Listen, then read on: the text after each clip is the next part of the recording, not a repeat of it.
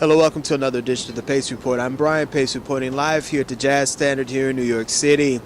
Jazz vocalist and songwriter Carmen Lundy tonight is performing selections off her brand new CD, Changes.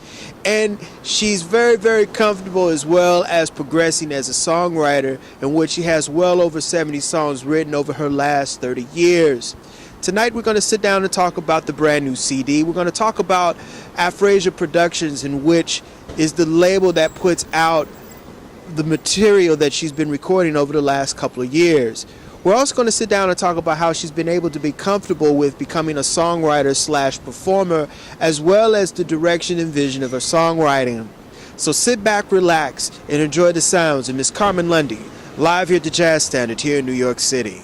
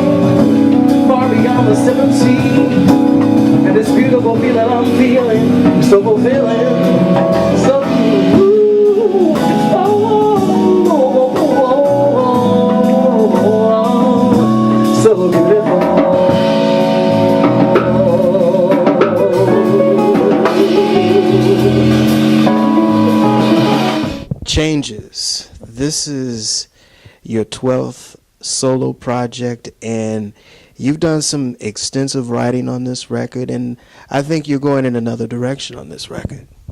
Wow. The direction, the road less traveled, perhaps. Yeah. Well, the music keeps growing and evolving, and I'm liking the way people are responding to this record. It's been a wonderful thing. You know, you'll put something out there, you put yourself on the line, put your neck on the chopping block, and particularly with original music, you don't know how it's going to be received here, in our genre anyway. Well, Carmen, you've been writing for years, and I mean, this isn't really as far a stretch for you. It's just writing just is a bit more personal because you're conveying feelings of the moment or over a period of time. You're absolutely right. That's it, Brian. That's it. You know, I would like to encourage artists to be willing to put their own music out there. For some reason, we find ourselves in jazz borrowing from the material from many years, decades before, and kind of almost getting stuck with the identification of the music being something of another time. And I believe that part of the reason why jazz has become embraced by the rest of the world and America is because of all the originality that is in the music. So to now define it as something that was and not that is, I don't think that's good for the music, quite frankly. So I'm willing to take the risk with these new ideas and put them out there and just let the public kind of respond in a way that gives us an indication if we're on the right road or not. I think that too, what you and what Cassandra Wilson are doing are, even when you do standards, you're bringing a whole nother vision of standards. Like, there's only one standard on this record. That's right. Berkeley Square. There you go. Nightingale sang in Berkeley Square. Why did you choose that one of all the hundreds of standards? You know, several years prior to this record, I like to turn pages in fake books. I just like to go like this. Oh, how about this tune? I always had Dexter Gordon's recording of Berkeley Square in my I don't know, just somewhere it just planted itself in my soul. And so I looked it up in the fake book, and I actually tried to do an arrangement of this several years before. And that arrangement sat on my tape deck, in the machine, right there, like unfinished. And there was something about not finishing that bugs me. There was a challenge, and it became a challenge. Complete this, follow this through, go back, revisit. So I picked it up again, and I looked for every way inside out. I mean, I really studied that melody inside out, and the way the harmonies, because in a way, if you play it as it was written and conceived, it can have an old-fashioned sound in the way the harmonies are constructed, right? Pretty song, but it can sound old-fashioned. And I just would not give up on that tune. So Anthony Wonsey, my pianist, actually said, Carmen, you should just take those changes, take your arrangement, and just write another melody, because it's such a departure from the way everybody knows the tune that maybe you can just let go of that melody and do your own thing. And I thought, well, maybe that's what that I ended up there, because I was so looking for a way to convey that song in a way that was kind of now and not in the traditional way we play ballads, and that feeling of what we call a jazz ballad. I was looking for a way to just break out of that. Okay, this jazz singer is going to do a ballad, so it's going to sound like this, And Berkeley Square was quite the exercise in reconstructing and dissecting and almost decomposing a piece to make it my own. That's interesting, because we look at the legendary Vocalist and even jazz Vocalist, and some of the standards were their signature songs because of what you're talking about. Yep. And I'm on that. I think I'm on that path of the signature song, the song that long after this time in life, when you hear that song, you'll always associate it with myself. That's the song that Carmen brought the world. And that's really all I want to do. I mean, that's why I get up, go to the stage, go to the woodshed. It's to hopefully eventually produce that song that the world will ultimately associate with my offering. Yeah, that's it. My heart belongs to you. Nobody else but you to call my own. My one and only dream is a dream come true.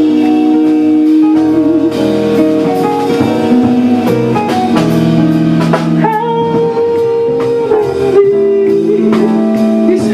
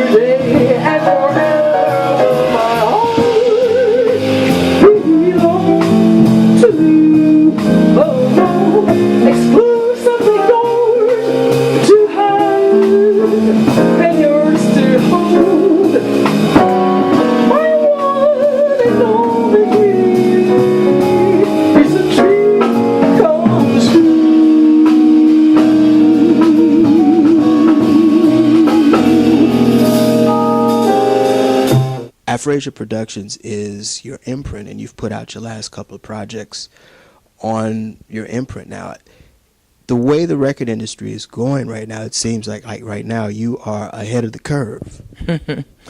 Well, I'm not taking the credit for that. Elizabeth Uwe believes in the music. She believes in raw talent being exposed in the best environment, best arena. And, when you're committed and you follow through, beautiful things come out of that. And I would have to say that if not for Elizabeth allowing me to continue on this path of writing my own songs, helping me to produce them, and giving me that, that thing that every artist needs, is some encouragement, Afrasia Productions is born out of, I think, a dream that we both share, and that is to give the audience, to let them know they have options. This is out here too. You can check this out just as much as you can check out the hottest, the latest, the most, everybody's celebrating this. This is here too. So this is like, I think, my fourth or fifth record done with Afrasia Productions. And we're starting to see a nice catalog develop. We have international distribution. Whatever that curve is and whatever we're ahead of, no, we don't have the 10-year, the 30-year clout of some of our most respected labels in jazz. But I think we're building a catalog, and I think it's a way for me to continue developing a publishing catalog. My catalog now is well over 60, 70 songs published. So I think in the long run, it's like building it slowly, not looking for any flash in the pan kind of a success. Afrasia Productions is, and Elizabeth Uwe are phenomenal a visionary, one who knows and recognizes raw talent, and now puts her money where her mouth is and really sticks with that artist all the way through. So would it be safe to say that you are looking into putting out some other artists and writers as well? Yeah, the great percussionist Myra Casales is on the label, and Myra and I have a history. She's a great percussionist. We did many of my earlier recordings together. We've toured the world together, and she's been with other great people, Regina Carter, and she's an artist, a true artist in her own right, a great producer. And as we slowly develop and feel safe to step into that, including other artists, I'm sure we will. This next tune is called I Know Why the Caged Bird Sings.